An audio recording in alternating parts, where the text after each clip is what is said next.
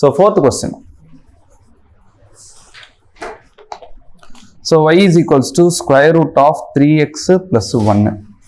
So இதை நம்ம எப்படி டிஃபரன்ஷியேட் பண்ண போறோம் அப்படின்னா இது வந்து எப்படி இருக்குன்னா y is equals to 3x plus 1 the whole power 1 by 2 அப்படின்னு இருக்கு. சரியா? அப்போ 3x plus 1 whole power 1 by 2 இருக்கு அப்படின்னா இது எப்படி இருக்கு? ஒரு ஃபங்க்ஷன் whole power n அந்த ஃபார்மேட்ல தான் இருக்கு.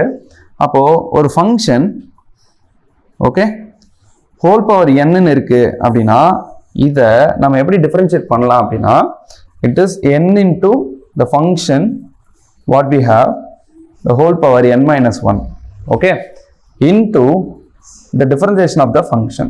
So இதான் வந்து நம்மளுடைய derivative of the function power n. okay இப்போ x power n எப்படி நம்ம டிஃபரன்ஷியேட் பண்ணுவோம்?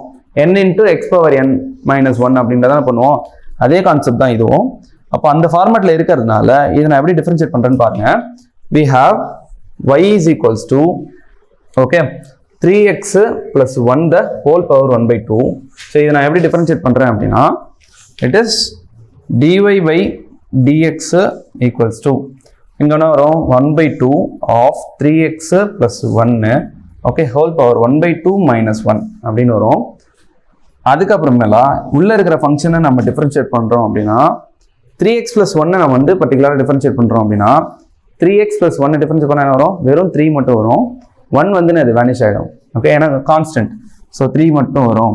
ஸோ இப்போ இதோடைய ஆன்சர் என்ன அப்படின்னா it is 3 by 2 into 3x plus 1 whole power minus 1 by 2ன்னு வரும். ஓகே ஸோ இங்கே வந்து பவர் வந்து நெகட்டிவ்ல இருக்கிறதுனால நம்ம டினாமினேட்டர் கொண்டு வந்துடுவோம். therefore dy by dx is equals to 3 by 2 into 3x plus 1 whole power 1 by 2. So இதான் வந்து ஃபைனல் டெரிவேட்டிவ்.